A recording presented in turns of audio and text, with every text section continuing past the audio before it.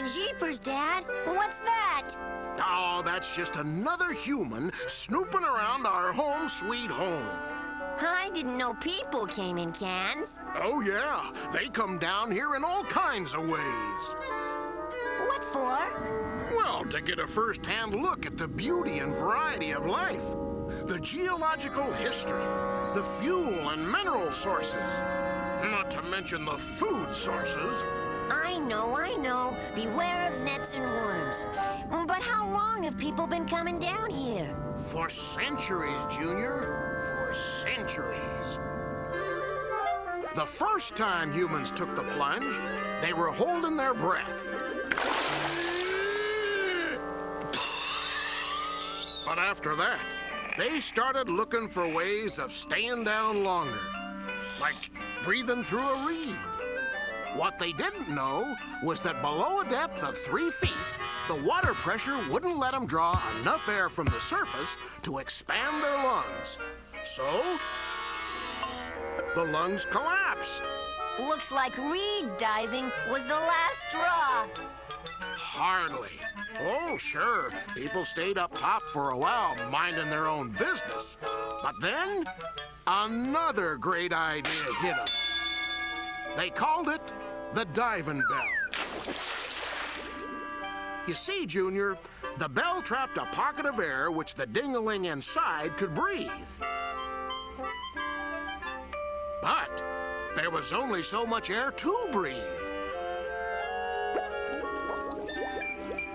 The next thing they did was to pump fresh air into the bell.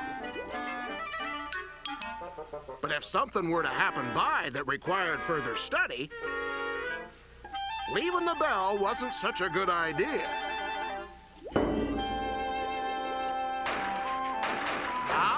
But after a few alterations, their diving bell became a diving suit. Bulky, cumbersome, and heavy. Looks like the air hose put a kink in their plans, too. You can say that again.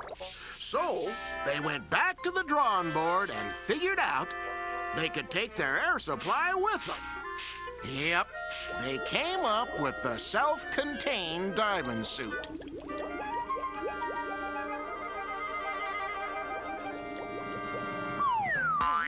Unfortunately for John Q. Diver, these suits were still cumbersome and heavy. And if they were damaged in any way... Well, Pop, you could say it was breathtaking. Right, Junior. Anyway, about this time, these humans discovered a suit wasn't necessary if they pressurized their lungs. So, they supplied compressed air to their lungs at the same pressure as the water. Then added a mask so they could see better.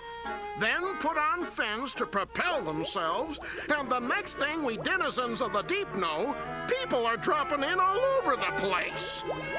But breathing their compressed air led to another series of problems. Now, nitrogen is harmless in the atmosphere, but when it's breathed under pressure, problems appear. It'll form little bubbles in a diver's veins and act like the bubbles in a glass of champagne, because the bubbles will get bigger as the diver is...